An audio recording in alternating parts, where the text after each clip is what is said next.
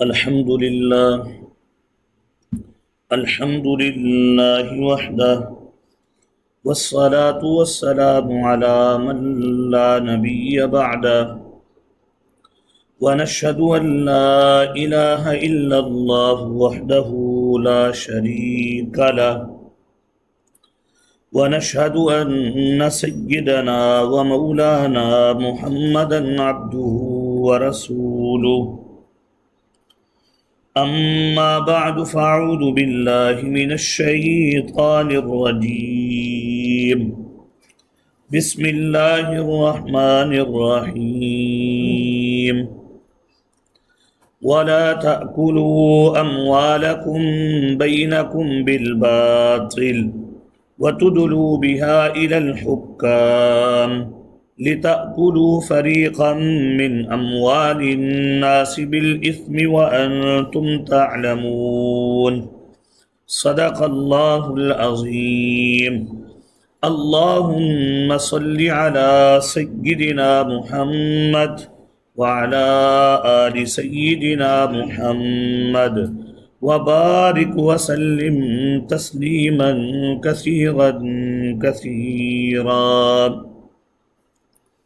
آیت نمبر ہے 188 سورہ البقرہ۔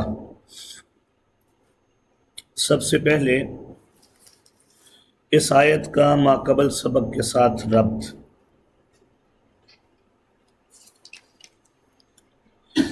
ماقبل آیت نمبر 183 سے لے کر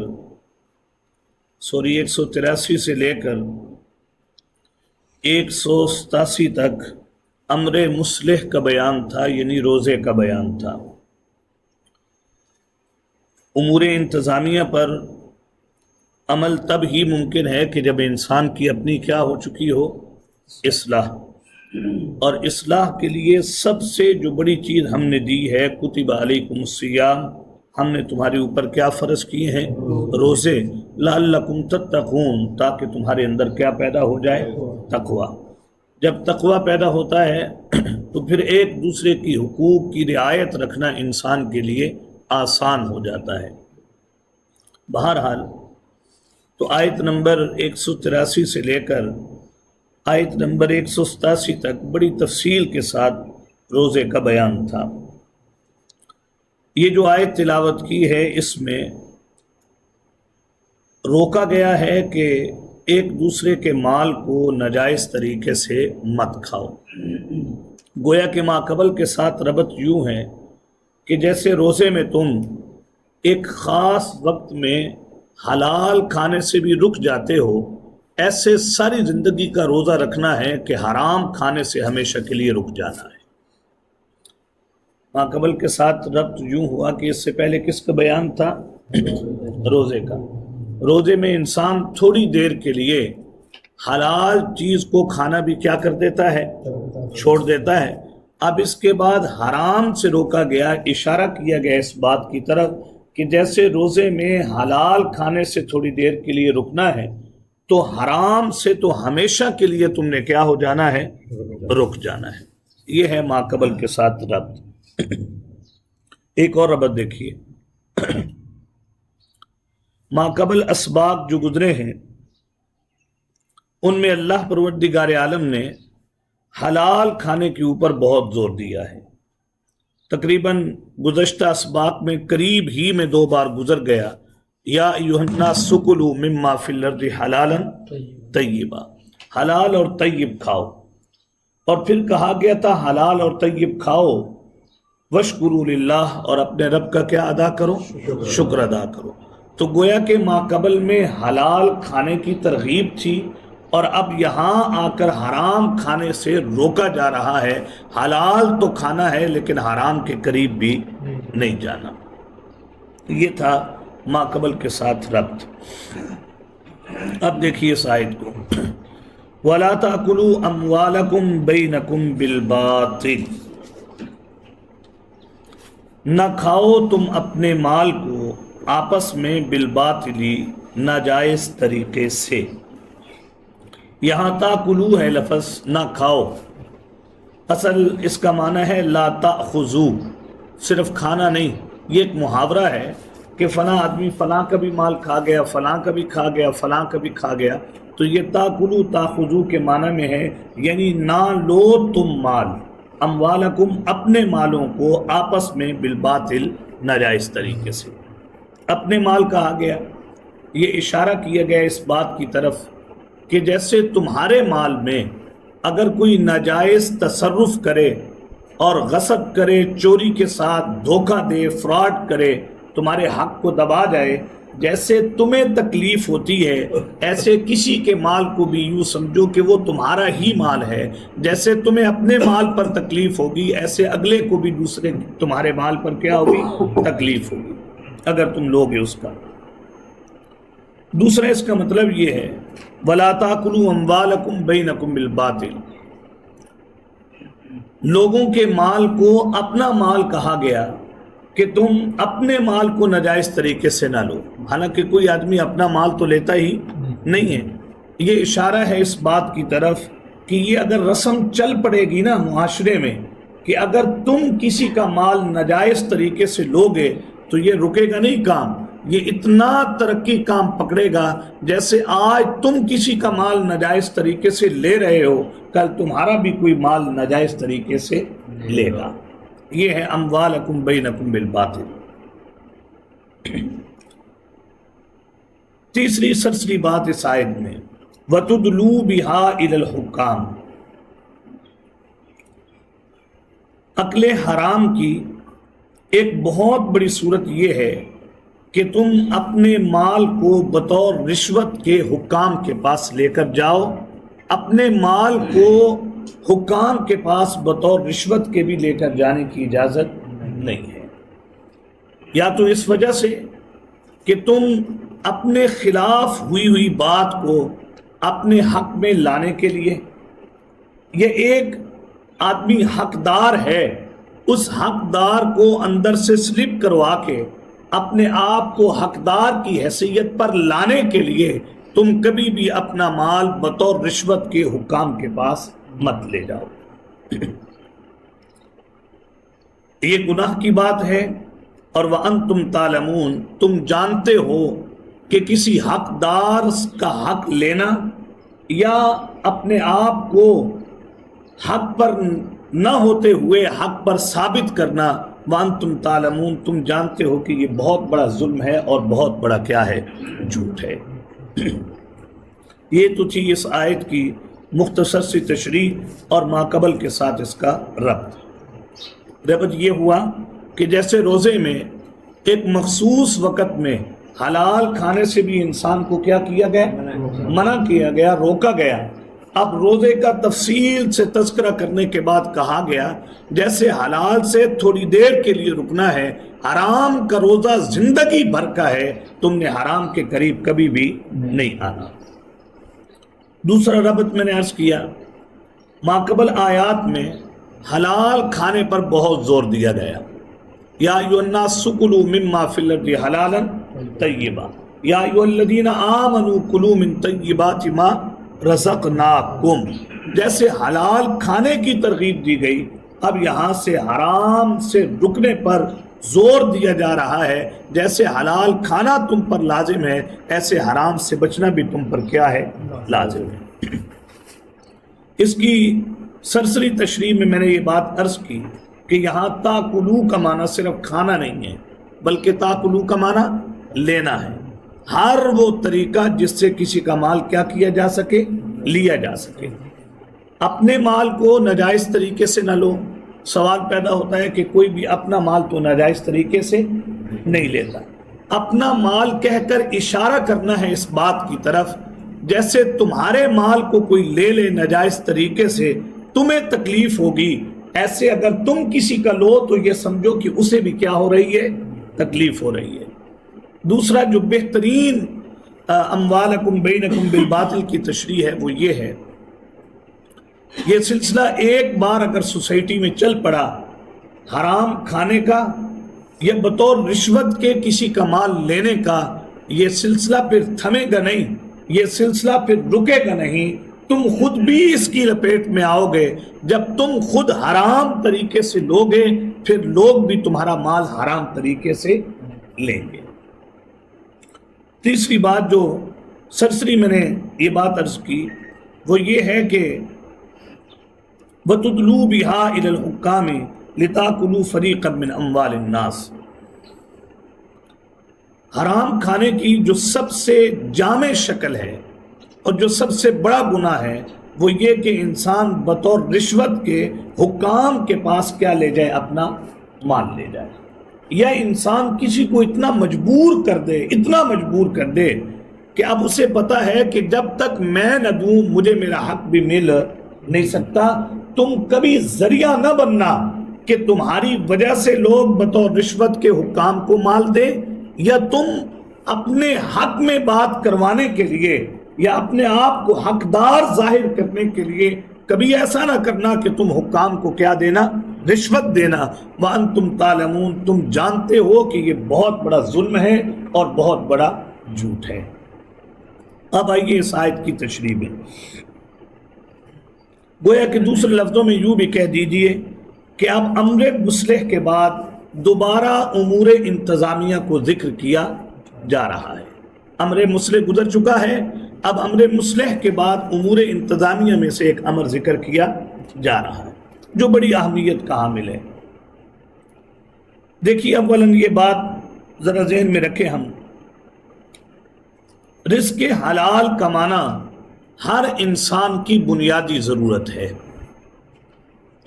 یہ ایسی ضرورت ہے کہ جس کے بغیر زندگی گزارنا ممکن ہی نہیں ہے. یہ بہت بنیادی چیز ہے انسان کے لیے. اسی وجہ سے اللہ نے نبیوں کو بھی قرآن میں حکم دیا، یا ایھا الناس کلوا مما فی الارض حلالا طیبا، یا ایھا الرسول کلوا من الطیبات واعملوا صالحا. اللہ نے رسولوں کو عقل حلال کا حکم دیا ہے. انبیاء کو عقل حلال کا حکم دینا، اور اس کے بعد ہر انسان، میں نے شروع میں عرض کیا تھا یا ایھا الذین نہیں کہا تھا، شروع میں کیا کہا تھا؟ یا ایھا الناس. یا ایھا الناس کا لفظ اور انبیاء کو عقل حلال کا حکم یہ بتاتا ہے کہ عقل حلال یا رزق انسان کی بنیادی ضرورتوں میں سے ایک کیا ہے؟ ضرورت ہے. اس لیے کہا گیا کہ حلال کھاؤ وَاعْمَلُوا صَالِحًا، اور اس کے بعد کیا کرو؟ نیک عمل کرو. اب حلال کیا ہے، حلال کیا نہیں ہے، یہ انسان اس کی قانون سازی نہیں کر سکتا. انسان بڑا کمزور ہے. آپ جانتے ہیں اس وقت بھی دنیا کے حالات، پوری دنیا کے جو حالات ہیں، انسان بڑا کمزور ہے. انسان کو جب کسی جگہ فیصلے کا کہا جاتا ہے، یا کوئی بھی انسان، کوئی ملک جب قانون سازی کرتا ہے تو یقیناً اس کی قانون سازی میں اس کے ملک کے لوگ، اس کے ہم مذہب، اس کے ہم خیال اور اس کے رشتہ دار قانون سازی میں اس کے ذہن میں مقدم ہوتے ہیں. وہ کبھی بھی کوئی ایسا آئین نہیں بناتے، ایسا قانون نہیں بناتے کہ جس کے اندر تمام لوگوں کو یکساں کیا دیے جائیں؟ حقوق دیے جائیں. آج بھی آپ دیکھ لیجیے، یہ دنیا کی روش ہے. آپ اپنے ملک سے باہر نکلیں اور پوری دنیا کو اس وقت دیکھیں کہ پوری دنیا میں جہاں بھی یہ جو بنیادی ضرورت ہے انسان کے کھانے کی اور انسان کے پینے کی، پوری دنیا میں جہاں قانون سازی کی جاتی ہے، جن کا ہولڈ ہے اس دنیا میں، انہوں نے ہمیشہ ایسی قانون سازی کی ہے جس سے ان کے ہم مذہبوں کو اور ان کے ملکوں کو کیا پہنچے؟ زیادہ فائدہ پہنچے. لیکن اللہ کی قانون سازی، سبحان اللہ، ایسی قانون سازی ہے، اور اللہ کا نظام ایسا نظام ہے کہ جس نظام میں اپنا ہو یا پرایا، اللہ نے ایسی قانون سازی کر دی ہے کہ اگر اس پر عمل کیا جائے، کوئی انسان یہ نہیں کہہ سکتا کہ بھائی یہ چیز ہمارے حق میں تھی اور یہ چیز ہمارے حق میں نہیں تھی. یا دوسرے لفظوں میں یوں سمجھ لیجئے، جیسے عقل حلال ہر معاشرے میں بہترین چیز سمجھی جاتی ہے، ہر سوسائٹی میں ہر آدمی کمانے پہ لگا ہے پوری دنیا میں، کیونکہ وہ سمجھتے ہیں کہ زندگی کا انحصار ہی کس پر ہے؟ کمانے پر ہے. کیونکہ ہمارے نبی محترم صلی اللہ علیہ وسلم نے بھی بڑی ترغیب دی ہے. آپ نے ہاتھ چومے ہیں ان لوگوں کے جن کے ہاتھوں پر چھالے پڑ گئے تھے کام کر کر کے، اور آپ نے یہ فرما کر حوصلے بڑھائے، الکاسب حبیب اللہ، کماؤ رزق حلال، اس لیے کہ رزق حلال کمانے والا اللہ کا کیا ہے؟ دوست ہے. آپ نے اپنے ہاتھ سے کلہارے میں دستہ لگا کر دیا اور آپ نے برکت کی دعا دے کر یہ بتایا کہ بھائی حلال کھانا اور رزق حلال کمانا یہ انسان کی بنیادی ضرورتوں میں سے ایک کیا ہے؟ ضرورت ہے. اب اس سے بڑھ کر کیا کہیں کہ جب انبیاء کو یہ حکم ہے کہ تم حلال کماؤ، بڑی عجیب بات نہیں ہے؟ نبی جو پیشوا ہیں عالم کے، آپ خود تجارت کے لیے جا رہے ہیں، آپ خود کام کرنے کے لیے جا رہے ہیں. یہ اشارہ ہے اس بات کی طرف کہ یہ جو رزق ہے نا، یہ انسان کی بنیادی ضرورتوں میں سے ایک کیا ہے؟ ضرورت ہے. اس پر پوری دنیا کا اتفاق ہے. اس لیے سورہ جمعہ میں کہا گیا یا ایھا الذین آمنوا اذا نودی للصلاۃ من یوم الجمعہ فاسعوا الی ذکر اللہ. جب اذان جمعہ ہو جائے تو تم سب دوڑ کراؤ اللہ کے ذکر کی طرف. اور فَإِذَا قُضِيَتِ الصَّلَاةُ، جب تم نماز پوری کر چکو نا، فَانْتَشِرُوا فِي الْأَرْضِ، تو پھر زمین میں پھیل جایا کرو، وَابْتَغُوا مِنْ فَضْلِ اللَّهِ، اور تم اللہ کے فضل کو کیا کرو؟ تلاش کرو. حضرت داؤد علیہ السلام کی تعریف کی ہے سورہ سبا میں، اور تعریف میں یہ کہا ہے کہ یہ داؤد وہ تھے سبحان اللہ جن کو ہم نے وَلَقَدْ آتَيْنَا دَاوُودَ مِنَّا فَضْلًا يَا جِبَالُ أَوِّبِي مَعَهُ وَالطَّيْرَ وَأَلَنَّا لَهُ الْحَدِيدَ. ہم نے انہیں سکھایا تھا اور وہ ہماری تعلیم کے مطابق لوہے کی کڑیاں جوڑ جوڑ کر کیا بنایا کرتے تھے؟ زرہ بنایا کرتے تھے. بہرحال اس بات پر بھی پوری دنیا کا اتفاق ہے کہ پوری دنیا کا انحصار ہی کس کے اوپر ہے؟ کمائی پر ہے. کمانا پڑے گا ہر انسان کو، چاہے وہ نبی ہے یا وہ کیا ہے؟ غیر نبی ہے، وہ امتی ہے، وہ نبی ہے، وہ صحابی ہے، وہ غیر صحابی ہے، وہ تابعی ہے، وہ تبع تابعی ہے، کوئی بھی ہے. پوری دنیا کا اتفاق ہے، مسلم ہو غیر مسلم، کہ اس زندگی گزارنے کے لیے انسان کو کیا کرنا پڑے گا؟ کمانا پڑے گا. ترغیب دی گئی کمانے کی. لیکن اس بات پر بھی اتفاق ہے مہذب قوموں کا کہ کمانے میں اس چیز کا خیال ضرور رکھنا ہے تم نے کہ تم کسی کا حق نہ کھاؤ. بھلے کوئی مانے یا نہ مانے، لیکن سارے ہیں ایسے اصول بناتے کہ کسی کے حق کے اوپر جو ہے وہ ہم قبضہ نہ کریں. کسی ملک کے وسائل پر قبضہ کرنا اچھی بات نہیں ہے، کسی ملک کے لوگوں کو معاشی طور پر پریشان کرنا یہ اچھی بات نہیں ہے. آپ دیکھ بھی سکتے ہیں عالمی سطح پر ادارے قائم ہیں کہ اگر کوئی فرد کے ساتھ زیادتی کرے مالی طور پر تو نہیں کرنے دینی، اگر کوئی قوم کے ساتھ کرنی ہے تو نہیں کرنے دینی. یہ عالمی ادارے ہیں اس بات پر. آپ دیکھیں ہمارے ہاں بھی جب کوئی سیاسی جماعت زیر عتاب آتی ہے تو وہ کیا کہتے ہیں؟ ہم عالمی عدالت میں اس مقدمے کو لے کر جائیں گے. وہ عالمی عدالت والے مسلمان تو نہیں ہیں، نہ وہ ہماری کتاب کو مانتے ہیں، نہ کس چیز کو مانتے ہیں، لیکن یہ فطرت میں اللہ نے چیز رکھی ہے جہاں کمانا ہر بندہ سمجھتا ہے کہ یہ ضروری ہے، وہاں ناجائز طریقے سے کمانا ہر بندہ سمجھتا ہے کہ یہ ٹھیک نہیں ہے، لیکن اپنی ذہن کے مطابق. اب یہ انسان نہیں طے کر سکتا کہ کیا ٹھیک ہے کمائی میں اور کیا ٹھیک نہیں. یہ طریقہ صحیح ہے یہ طریقہ صحیح نہیں.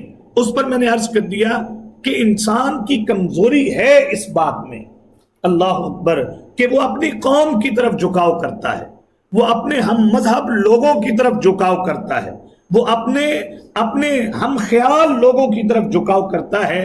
اس لیے یہ دونوں چیزیں بنیادی ہیں، لیکن کیا حلال ہے کیا حرام ہے اس میں لوگوں کے قانون کی طرف نہیں جانا، اس میں اس ذات کی طرف جانا ہے جس کا قانون مسلم کے لیے بھی ویسا ہے اور غیر مسلم کے لیے بھی ویسا ہے۔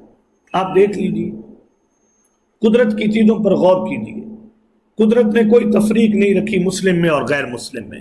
سانس ہر انسان کی بنیادی ضرورت ہے کہ نہیں؟ مسلم کے لیے بھی وہی چیز ہے، غیر مسلم کے لیے بھی۔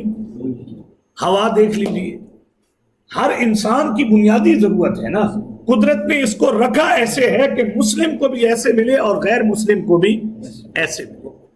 لہذا یہاں پر اس آیت میں اللہ پروردگار عالم نے اللہ اکبر یہاں پر بھی اور قرآن مقدس میں دوسرے مقاموں پر بھی، اور پھر وحی غیر مطلوب یعنی حضور صلی اللہ علیہ وسلم کے فرامین کے ذریعے یہ بتا دیا کہ یہ چیزیں حلال ہیں اور یہ چیزیں کیا ہیں؟ حرام ہیں۔ کمانا تمہاری ضرورت ہے، تمہاری فطرت میں شامل کیا ہے، کما کر لے جاؤ گے گھر تو گھر کا نظم کیا ہوگا؟ چلے گا، کیونکہ کمانے پہ ہم نے زور دیا ہے، ہاتھ پھیلانے پہ ہم نے منع کیا ہے۔ آ رہا ہے کچھ 2 پیجز کے بعد یہ آیت آ رہی ہے، لوگ نکلا کرتے تھے حج پہ، کچھ لوگوں نے یہ کر لیا، وہ حج پہ نکلتے تھے اور کہتے تھے کہ جس بستی سے جس علاقے سے گزر ہوگا تو لوگ مکے کا مسافر سمجھ کر ہمیں کچھ کیا کرتے رہیں گے؟ تعاون کرتے رہیں گے، وہی کھاتے پیتے آخر ہم حرم میں کیا ہو جائیں گے؟ پہنچ جائیں گے۔ اللہ نے روکا ہے اس چیز سے، وَتَزَوَّدُوا فَإِنَّ خَيْرَ الزَّادِ التَّقْوَىٰ، اے حج پہ جانے والوں جاؤ ضرور حج پہ، میں نے حکم دیا ہے مَنِ اسْتَطَاعَ إِلَيْهِ سَبِيلًا، جس میں طاقت ہے وہ ضرور اور جلدی حج کو جائے، کیونکہ حج سے مال میں برکت بھی ہوتی ہے اور ایک فریضہ بھی انسان کیا دیتا ہے؟ سر انجام دیتا ہے۔ حج نہ کرنے پر بڑی سخت وعید ہے۔ وَمَنْ كَفَرَ فَإِنَّ اللَّهَ غَنِيٌّ عَنِ الْعَالَمِينَ، طاقت ہوئی تم میں اور تم بیت اللہ کی طرف نہ گئے اور تم نے حج نہ کیا اور تم بیہودہ رسموں میں پڑے رہے، رواجوں میں کھب گئے تم، اور تم نے اس کی وجہ سے حج نہ کیا اگر زندگی میں، ومن کافرا، جس نے ناشکری کی ہے، جس نے انکار کر دیا، فإن اللہ غنی للعالمین، وہ یاد رکھے کہ اللہ اس کے چکروں کا محتاج نہیں ہے، اس کے طوافوں کا کوئی محتاج نہیں ہے۔ تو اللہ نے اس حاجی کو روکا ہے، وَتَزَوَّدُوا فَإِنَّ خَيْرَ الزَّادِ التَّقْوَىٰ، لوگوں سے مانگ کر عمرے پہ نہ جاؤ، لوگوں کے سامنے ہتھیلی پھیلا کر حج کے تقاضے نہ رکھو لوگوں کے سامنے، فَإِنَّ خَيْرَ الزَّادِ التَّقْوَىٰ، اپنے آپ کو سوال سے بچانا ہی بہترین تقویٰ ہے۔ تو شریعت نے کمانے پہ زور دیا ہے، ہاتھ پھیلانے والے کی حوصلہ شکنی کی ہے۔ حضور صلی اللہ علیہ وسلم نے ارشاد فرمایا، اوپر والا ہاتھ نیچے والے ہاتھ سے کیا ہے؟ بہتر ہے۔ اور آپ کا یہ بھی ارشاد ہے، آپ نے فرمایا جب ایک بار ایسے ہو جاتا ہے پھر اس کو سکیڑنا اور اس کو سمیٹ کر واپس لانا انسان کے لیے کیا ہوتا ہے؟ بڑا مشکل ہوتا ہے۔ اور یہ بھی کہا گیا دینے والوں میں بننا، کبھی لینے والوں میں نہ بننا، پناہ مانگو اللہ سے کہ تمہارے اوپر لینے کے حالات آ جائیں۔ تو شریعت نے حوصلہ افزائی کی ہے کمانے والے کی، اور حوصلہ شکنی کی ہے ہاتھ پھیلانے والے کی، اور شریعت نے ایسے دستور وضع کر دیے ہیں کہ کمانے میں یہ خیال رکھنا کیا چیز حلال ہے اور کیا چیز حرام ہے۔ اب دیکھیے اس آیت کو، وَلَا تَأْكُلُوا أَمْوَالَكُمْ بَيْنَكُمْ بِالْبَاطِلِ، یہ جو باطل کا لفظ ہے یہ بہت جامع لفظ ہے، یوں سمجھیے کہ باطل حق کی ضد ہے، باطل حق کی کیا ہے؟ ضد ہے۔ ہر وہ چیز جیسے حق سے لی جاتی ہے، اب اس کے خلاف چلے جانا اور یہ پھر باطل کے زمرے میں آئے گا، یعنی باطل سے نہیں لینا بلکہ تمہیں کھانا ہے تو کس طریقے سے لینا ہے؟ حق کے طریقے سے۔ اب اس میں بہت ہی زیادہ تفصیلات ہیں، سود ہے، چوری ہے، ڈاکہ ہے، کسی کے مال وراثت پر قبضہ ہے، کسی کو غلط بیانی کر کے مال لینا ہے، کسی کو جھوٹ بولنا ہے، کسی کو دھوکہ دینا ہے، جتنی بھی حرام کی شکلیں ہیں نا، الباطل لفظ نے اپنے اندر ان تمام چیزوں کو کیا کر لیا ہے؟ سمو لیا ہے۔ اللہ اکبر۔ نہ کھانا تم اپنے مالوں کو آپس میں بالباطل، ہر اس طریقے سے کہ جو باطل کا کیا ہو؟ طریقہ ہو۔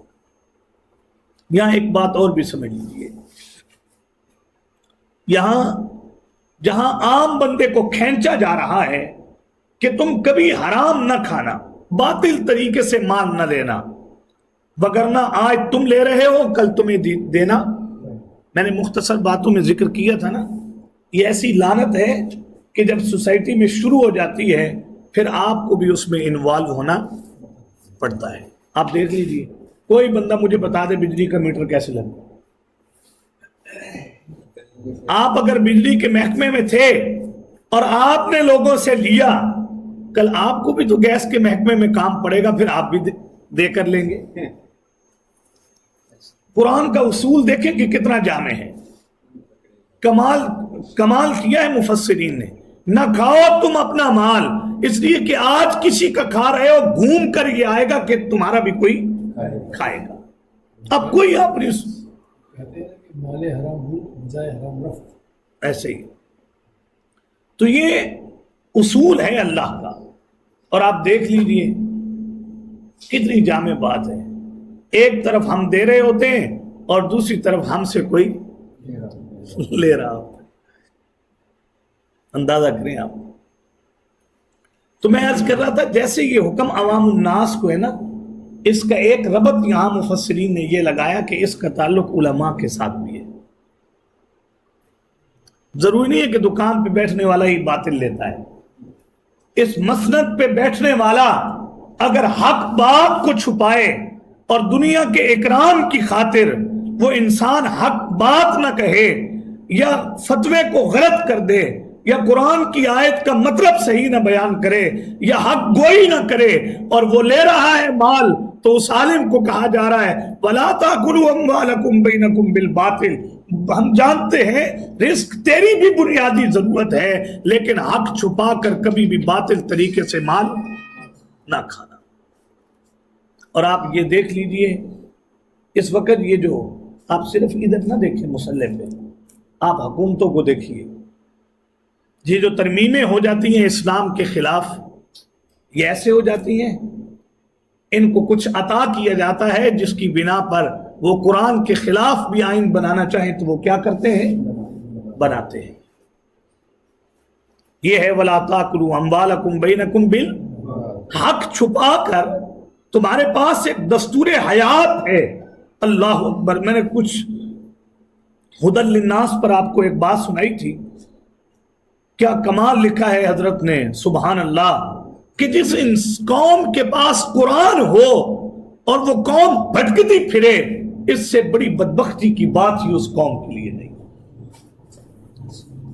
وَلَا تَأْكُلُوا أَمْوَالَكُمْ بَيْنَكُمْ بِالْبَاطِلِ۔ میں نہیں جاتا لیکن اشارہ میں نے کر دیا ہے۔ بہت دفعہ ہم نے ایسے کیا کہ ہم نے حق کا ساتھ نہیں دیا اور ہم نے باطل طریقے سے مان لیا۔ سمجھ گئے کہ نہیں؟ کہ سوئی دھاگا پانی پینا، پا دو تاکہ اگلی دفعہ تو چیز سبق نہ پڑھاؤ۔ وَلَا تَأْكُلُوا أَمْوَالَكُمْ بَيْنَكُمْ بِالْبَاطِلِ، باطل طریقہ ہم نے جو کیا ہے یا جو ہمارا ماضی رہا ہے، ہمارا ماضی یہ بتاتا ہے کہ وَلَا تَأْكُلُوا أَمْوَالَكُمْ بَيْنَكُمْ بِالْبَاطِلِ۔ آگے آئیے، وَتُدْلُوا بِهَا إِلَى الْحُكَّامِ۔ یہ چیز بہت زیادہ ہے اب سوسائٹی میں، بطور رشوت کے اپنا مال حکام کے پاس نہ لے جاؤ۔ اس صورت میں تم اپنے لوگوں میں سے ایک فریق کا مال کیا کرو گے؟ کھاؤ گے۔ اس میں دو چیزیں ہیں، وہ آدمی جو رشوت دینے کا سبب بنے وہ بھی مجرم ہے۔ ایک آدمی کو دبا لیا گیا، اس کے گھر پر قبضہ کر لیا کسی نے، ہے حق پر لیکن اب قبضہ کرنے والے اسے مجبور کر رہے ہیں اس بات پر کہ یہ رشوت دے کسی کو، اس لیے کہ رشوت دیے بغیر تو اب کام ہو ہی، ہمارا اپنا ماحول ایسا بن گیا ہے۔ تو اس آدمی کو بھی روکا جا رہا ہے، بھلے تم براہ راست رشوت نہیں دے رہے لیکن تم لوگوں کو رشوت دلوانے کا کیا بن رہے ہو؟ سبب بن رہے ہو۔ اور یہ چیز دیکھیے ہماری سوسائٹی میں کتنی زیادہ ہے، بہت لوگ ہیں جو رشوت دلوانے کے کیا بنتے ہیں؟ سبب بنتے ہیں۔ سبحان اللہ سبحان اللہ، باقاعدہ آفس میں لوگ بیٹھے ہوتے ہیں، 3 4 5 چکر لگا لو کام کروانے کے لیے، تو وہاں بیٹھا ہوتا ہے، وہ آخر میں ہلکا سا کام جب پہلے ذلیل کرتے ہیں انسان کو، یہ فوراً نہیں کہتے کہ یہ دے دو، ذلیل کرتے ہیں، اور ذلیل کرنے کے بعد کہتے ہیں میرا خیال ہے کہ تمہیں کام کرانے دا تک طریقہ نہیں آیا۔ ٹھیک ہے ذرا سیٹ ادھر لے کے جاتے ہیں اور کہتے ہیں سمجھے کرو نا، اصل صاحب تو نہیں لیندے لیکن صاحب نے اگو بھی تو کام کروانا ہوتا نا۔ نہیں اس سے بھی زیادہ ہوتا ہے، صاحب کو 2 گالیاں دی جاتی ہیں، بڑا یہ ہے بڑا یہ ہے، بغیر پیسے کے کام نہیں۔ ایسے ہی ایسا بھی کیا ہے، جی ہاں۔ تو یہ ہے لِتَأْكُلُوا فَرِيقًا مِّنْ، ایک یہ کہ تم رشوت دلوانے کا کیا بنو؟ سبب بنو، اور دوسرا یہ کہ تم اپنے خلاف آئی ہوئی بات کو اپنے حق میں کروانے کے لیے رشوت دو۔ مجھے بتائیں سوسائٹی میں کتنی زیادہ ہے؟ اب چلے جائیں نا، ادھر بیٹھے ہوئے کوئی اندازہ نہیں ہونا، چھوڑ دیں، ڈیتھ سرٹیفکیٹ کے لیے بھی رشوت دی جاتی ہے۔ لو بھائی بابا جی فوت ہو گئے نے، انہوں نے سرٹیفکیٹ بنا دے، وہ کہتے ہیں پہلے آؤ۔ سوسائٹیوں میں قبر لینے کے لیے بھی رشوت، اب جائز کام کرانا ہے تو اس کے لیے بھی دینا پڑنا، تو پھر مکروہ ہے۔ رکے انسان جتنا رک سکتا ہے، لیکن پھر اگر اسے پتہ چل گیا کہ ہے حق لیکن مجھے مل نہیں رہا، پھر بامر مجبوری، مطلب علماء نے کہا کرے ناپسند کہ میں غلط کر رہا ہوں، یہ کرنا نہیں چاہیے لیکن مجبور ہوں اپنا حق لینے کے لیے، پھر اس کے لیے علماء نے گنجائش کیا کی ہے؟ نکالی ہے۔ لیکن دیکھیں روش تو پڑ گئی، ہے تو مکروہ ہے تو روش پڑ گئی۔ میں اس کی ایک اور مثال دیتا ہوں کہ اگر آپ کو یقین ہو کہ میں نے کام ٹھیک کرنا ہے تو آپ کا ہو بھی جاتا ہے۔ بے شک میرے بھائی نے ایک بار مجھے بتایا کہ میں نے ایک پلاٹ کا انتقال کروانا تھا، تو میں جاتا تھا رشوت مانگتے تھے، میں نہیں، کہ کہتے میں جس مسجد میں جاتا، کوئی پتہ نہیں قریب کی مسجد تھی، میں وہاں پہ نماز پڑھنے گیا، کہتے میری قسمت وہاں پہ وہ ایسی بات چیت تھی کہ وہ تحصیلدار جو ہے وہ وہاں پہ موجود رہا۔ تو میں نے ان سے کہا کہ میرا یہ کام کرنا آگے پڑ الحمدللہ۔ تو یہ بات بہت اچھی ہے، جب انسان حرام سے بچنے کی کوشش کرتا ہے، امتحان ضرور آتا ہے ایک وقت کہ یہ جاتا ہے حرام کی طرف یا کہ نہیں جاتا۔ آپ دیکھ لیں، آپ ہم سے زیادہ زمانہ شناس ہیں، سود دیکھ لیں کتنا عام ہے، اور لوگ ہلکی ہلکی مجبوریوں کی وجہ سے لوگ سود پہ کیا لے لیتے ہیں؟ پیسے۔ ولیمہ کرنا ہے، برادری میں ناک اونچی کرنی ہے، دوستوں کو بتانا ہے کہ اس طرح ہوتا ہے ولیمہ، اور اس کے لیے پھر رہا ہے ہفتہ ڈیڑھ پہلے لوگوں سے سود پہ کیا لے رہا ہے؟ لے رہا ہے۔ لِتَأْكُلُوا فَرِيقًا مِّنْ أَمْوَالِ النَّاسِ بِالْإِثْمِ وَأَنْتُمْ تَعْلَمُونَ، اور تم اس کو خوب طریقے سے جانتے ہو کہ یہ طریقہ کیا ہے۔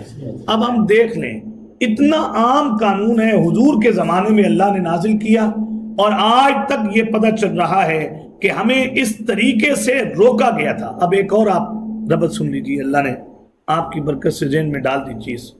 کل کے سبق کے آخر میں تھا كَذَلِكَ يُبَيِّنُ اللَّهُ آيَاتِهِ لِلنَّاسِ لَعَلَّهُمْ يَتَّقُونَ۔ بھائی ان احکامات پر عمل کرو تاکہ تمہارے اندر کیا پیدا ہو جائے؟ تقوی۔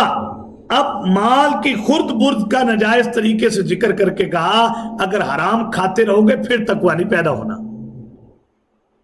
نماز روزے کے انبار لگا دو، لیکن ایک طرف حرام کھا لیا تم نے یا حرام کھانے کے عادی بن گئے ہو، وہ کوئی بھی لینے کا ناجائز طریقہ ہو یا پھر وہ رشوت کا طریقہ ہو یا کوئی بھی طریقہ ہو، اگر اس طریقے سے تم حرام کھا رہے ہو، روزے اور نمازوں کے انبار بھی کبھی تمہیں متقی نہیں بنا سکتے۔ اس پر ایک دو حدیثیں سن لیجیے، پھر اس آیت کا ترجمہ کرتے ہیں۔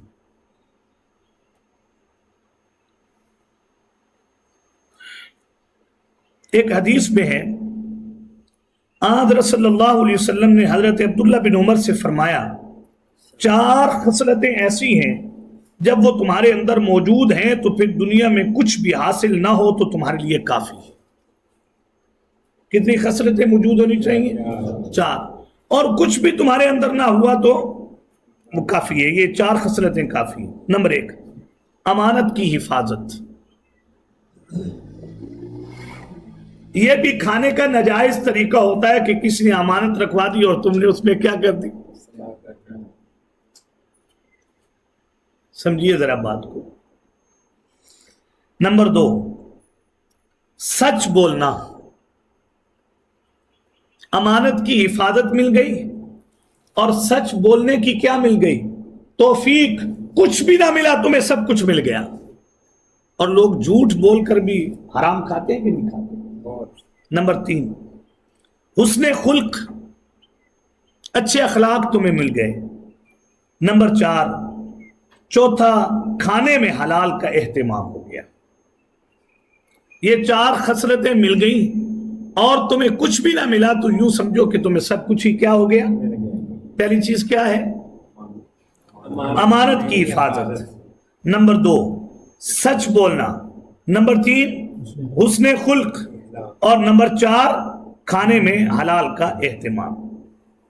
حضرت سعد بن ابی وقاص نے حضرت صلی اللہ علیہ وسلم سے درخواست کی، میرے لیے یہ دعا فرما دیجئے، میں مقبول الدعا ہو جاؤں، جو دعا کیا کروں قبول ہوا کرے۔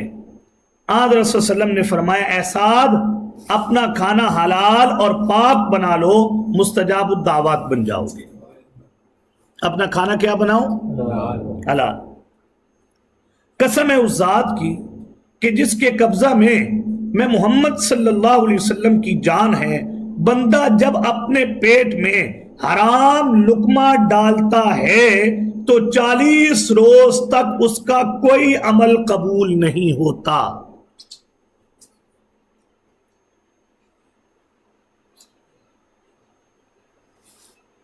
علماء کے لیے بھی یہ چیزیں ہیں، حق کو چھپا کر باطل کے اوپر باطل کو حق کر کے ظاہر کیا۔ سنیے بہرحال آگے، قسم ہے اس ذات کی جس کے قبضے قدرت میں میری جان ہے، جب اپنے پیٹ میں حرام لقمہ ڈالتا ہے تو 40 روز تک اس کا کوئی عمل قبول نہیں ہوتا، اور جس شخص کا گوشت حرام مال سے بنا ہو اس گوشت کے لیے تو جہنم کی آگ ہی لائق ہے۔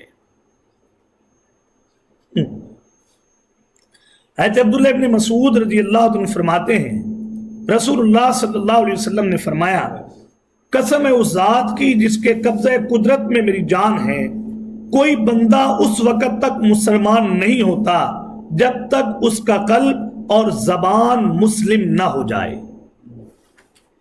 اس کا قلب اور زبان وہ پہلے مسلمان، اور جب تک اس کے پڑوسی اس کے ایذاؤں سے محفوظ نہ ہو جائے۔ اور جب کوئی بندہ مال حرام کماتا ہے پھر اس کو صدقہ کر دیتا ہے تو وہ قبول نہیں ہوتا، اور اگر اس میں سے خرچ کرتا ہے تو برکت نہیں ہوتی، اور اگر اس کو اپنے وارثوں کے لیے چھوڑتا ہے تو وہ جہنم کی طرف جانے کے لیے اس کا توشہ ہوتا ہے۔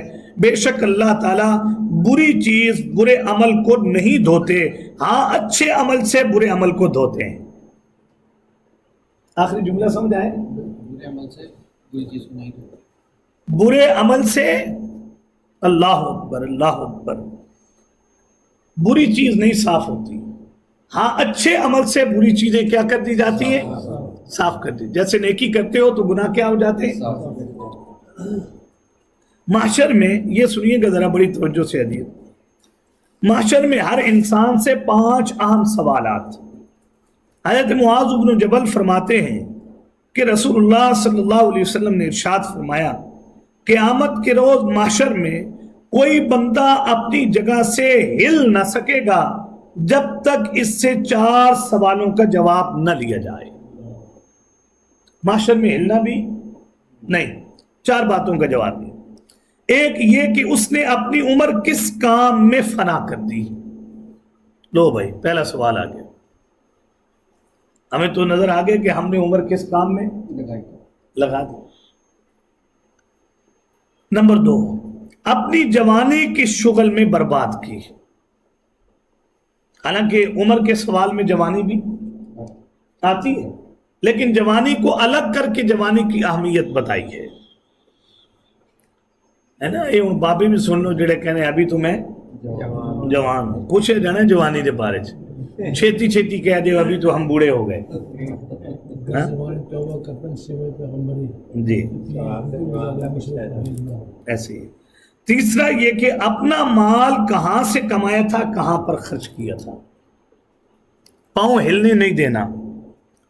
کہاں سے کمایا قاری صاحب، کس کس بندے نے دیا اور کہاں کہاں تم نے خرچ کیا. سمجھ گئے نا؟ مسجد کا لاؤڈ سپیکر کھلا ہے، بات سمجھ گئے نا. شادیوں میں فنکشن میں ناچنے والی بھی جب دیتی ہے مولوی صاحب کو تو وہ بھی کہتا ہے اللہ تیرے کاروبار میں برکت دے.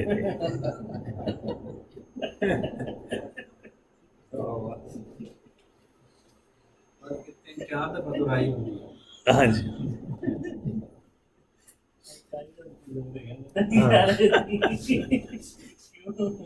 یہ لوگ بھی تھے جو لینے سے پہلے پوچھتے تھے تیری کمائی کے ذریعے آمدن کیا ہے، اور جب مشکوک ہوتی تھی، حرام نہیں مشکوک ہوتی تھی تو وہ اس آدمی سے لیتے ہی نہیں تھے. اس لیے آپ قضا کی کتابیں پڑھیں. قضا کی کتابوں میں جو منصب قضا پر بیٹھے اس کے لیے تحفہ لینا بھی حرام قرار دیا. آگے دیکھیے. نمبر 3 یہ کہ اپنا مال کہاں سے کمایا، کہاں خرچ کیا. چوتھا یہ کہ اپنے علم پر کہاں تک عمل کیا. میرا خیال ہے وہ زیادہ ڈسکس نہ کریں. یہ صرف علماء کے لیے نہیں ہے. 1.25 پارہ 1.5 پارہ آپ نے بھی ترجمے کا پڑھ لیا، یہ علم آ گیا. اب پوچھا جائے گا کہ تم نے اپنے علم پر کتنا عمل کیا تھا. حضرت عبداللہ بن عمر فرماتے ہیں کہ رسول اللہ صلی اللہ علیہ وسلم نے ایک مرتبہ خطبہ دیا، سنیے گا بڑی بات، جس میں فرمایا کہ اے جماعت مہاجرین، 5 خصلتیں ہیں جن کے متعلق میں اللہ تعالیٰ سے پناہ مانگتا ہوں کہ وہ تمہارے اندر پیدا ہو جائیں. ایک یہ کہ جب کسی قوم میں بے حیائی پھیلتی ہے تو ان پر طاعون اور وبائیں ایسی نئے امراض مسلط کر دیے جاتے ہیں جو ان کے آباء و اجداد نے سنے بھی نہیں ہوتے. بلڈ پریشر وغیرہ وغیرہ. یہ کیوں ہے کہ جب کسی قوم میں کیا پھیلتی ہے؟ بے حیائی. اور میرا خیال ہے کہ ہم بے حیائی کی کس پر ہیں؟ عروج پر. جو لباس پہن کر کبھی بیٹیاں غیر محرموں کے پاس نہیں جاتی تھیں، اب اس سے گندا، کئی درجے کا گندا لباس پہن کر ایک بیٹی اپنے باپ کے سامنے ہوتی ہے. نمبر 2، جب کسی قوم میں ناپ تول کے اندر کمی کرنے کا مرض پیدا ہو جائے تو ان پر قحط، گرانی اور مشقت اور محنت اور حکام کے مظالم مسلط کر دیے جاتے ہیں. سارا میاں صاحب دکھاتے تھے نا بہنا، سارے جمہوری. بس کرو یار، اتنا بار بار نہیں نہ لینا. ہم تو اچھے انداز میں میاں صاحب کو کہہ رہے ہیں. یہ لوگ مسلط کیے جاتے ہیں تم پر.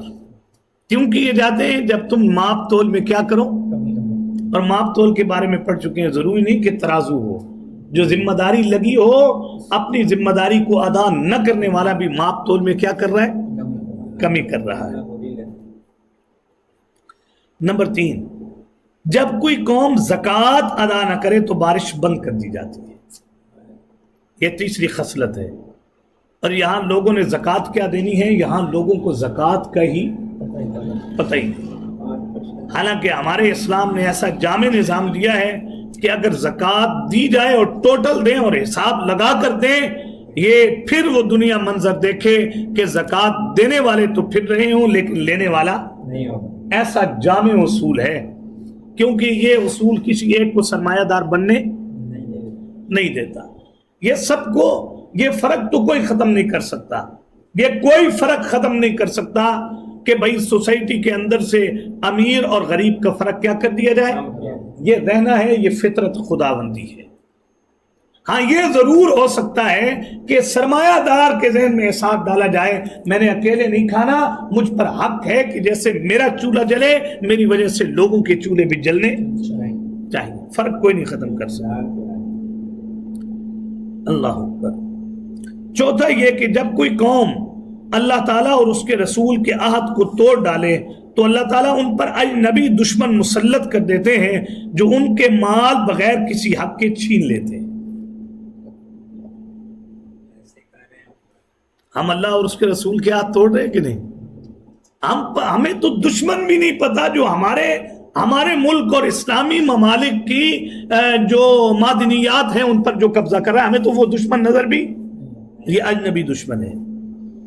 پانچواں یہ کہ جب کسی قوم کے ارباب اقتدار، اب یہ سنیے گا ذرا بات، جب کسی قوم کے ارباب اقتدار کتاب اللہ کے قانون پر فیصلہ نہ کریں اور اللہ تعالیٰ کے نازل کردہ احکام ان کے دل کو نہ لگیں تو اللہ تعالیٰ ان کی آپس میں منافرت، لڑائی اور جھگڑے ڈال دیتے ہیں. ہمارے ہاں کس کو قرآن اور سنت کے فیصلے اچھے لگتے ہیں؟ اللہ پھر نفرت ڈال دیتے ہیں. بہرحال حلال کھانا بہت ضروری ہے اور حرام سے اجتناب کرنا اس سے بھی زیادہ کیا ہے؟ ضروری ہے. حرام جتنی شکلیں حرام کی ہیں وہ سب اس لفظ میں باطل میں شامل ہیں، اور اس کی حرام کی طرف جو اٹھنے والے قدم ہوتے ہیں ان قدموں میں بڑا قدم رشوت ہے. یہاں رشوت کو بھی روکا گیا، منع کیا گیا، اور باطل طریقے سے مال کھانے سے بھی کیا کیا گیا ہے؟ روکا گیا ہے. آج کے سبق کا خلاصہ یہ ہے، اگر تم حرام نہیں ترک کرو گے اور اگر تم حلال کے متمنی یا حلال کے پابند نہیں بنو گے تو لعلہم یتقون، کبھی بھی تمہارے اندر تقوی پیدا نہیں ہو سکتا. ولا تاکلوا، واو کا معنی اور لا کا معنی نہیں، تاکلوا تم لو، نہ تم لو، اموالکم اپنے مالوں کو، بینکم آپس میں، بالباطلی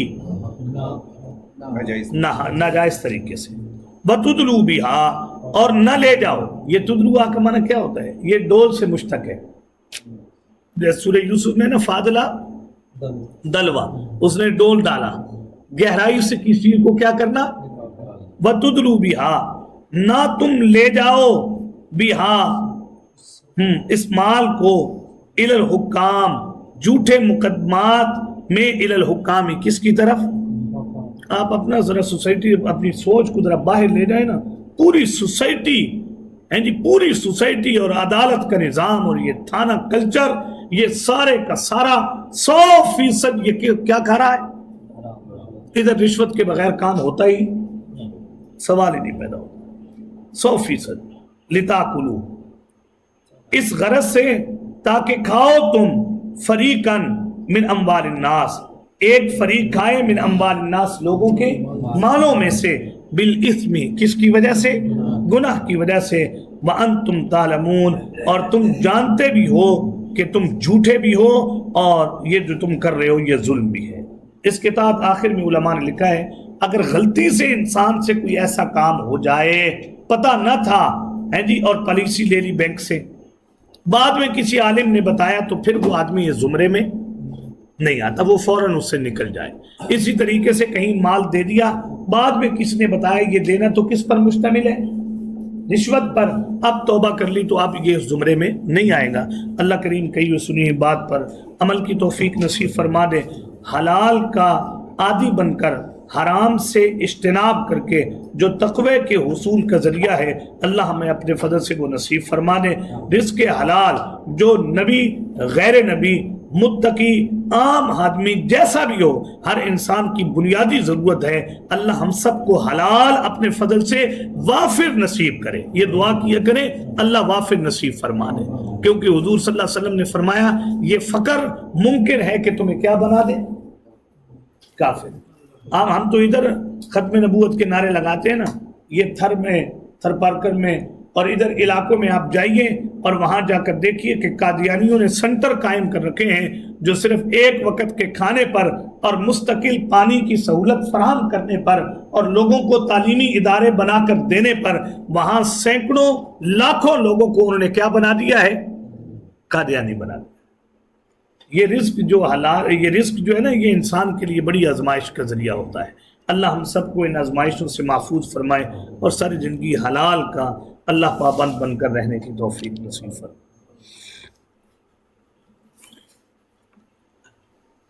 الحمدللہ رب العالمین والعاقبۃ للمتقین والصلاة والسلام علی اشرف الانبیاء والمرسلین۔ پروردگار عالم ہماری اس مجلس کو اپنی بارگاہ میں قبول و منظور فرمائیے، ہمیں اپنے مقبول اور اپنے مقرب بندوں میں شامل فرمائیے۔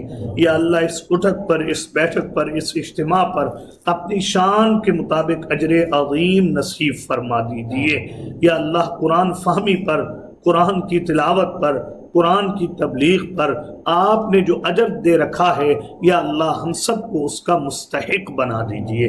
پروردگار عالم آپ نے ہمیں متقی بننے کے جو راستے بتائے ہیں، بالخصوص جو آج کے سبق میں پڑھا کہ حلال کھانا، حرام نہ کھانا اور رشوت والے طریقے سے کبھی بھی حرام نہ کھانا، یا اللہ اس طریقے سے اجتناب کر کے ہمیں متقیوں کی فہرست میں شامل ہونے کی توفیق عنایت فرما دیجئے۔ یا اللہ روزے کے بعد اس کا ذکر کر کے آپ نے ہمیں جو ارشاد فرمایا کہ جیسے روزے میں مخصوص وقت میں حلال سے رکنا ہے، ایسے زندگی بھر کا روزہ رکھنا ہے کہ تم حرام نہ کھاؤ۔ یا اللہ یہ روزہ رکھنے کی اور اس پھر روزے پر قائم رہنے کی توفیق عنایت فرما دیجیے۔ پروردگار عالم جتنے بزرگ، جتنے نوجوان ساتھی الحمدللہ اس مجلس میں شریک ہوئے تیری کتاب کی محبت کی وجہ سے، یا اللہ ان بزرگوں کی اور ان نوجوان ساتھیوں کی شرکت کو اپنی بارگاہ میں قبول و منظور فرما دیجیے۔ الحمدللہ آج کی ہماری اس نشست میں وہ ساتھی جنہوں نے کبھی پہلے نئی سبق سنایا، آج انہوں نے بھی سنایا، یا اللہ پاک ان کے اس عمل کو قبول کر کے انہیں بھی اور ہمیں بھی قرآن کا دائی بننے کی توفیق عنایت فرما دیجیے۔ یا اللہ ہم تیری کتاب کی خدمت کے خواہاں ہیں، ہم شوق رکھتے ہیں، ہم ذوق رکھتے ہیں، یا اللہ ہمیں کتاب کی خدمت کے لیے قبولیت ملے، یا اللہ تو اپنے فضل سے قبول فرما لے۔ یہ بات ہم بڑے دل سے اور شرح صدر سے جانتے ہیں، ہم سے پہلے جنہوں نے قرآن کی خدمت کی، یا اللہ وہ تہجد گزار بھی تھے، وہ متقی بھی تھے، وہ نظروں کے محافظ بھی تھے، وہ عقل حلال کے پابند بھی تھے، ان میں کمال ہی کمال تھا جنہوں نے قرآن کی خدمت کی۔ یا اللہ ہم مانتے ہیں ہم میں اس درجے کا کمال نہیں، لیکن جذبہ ہے ہم میں۔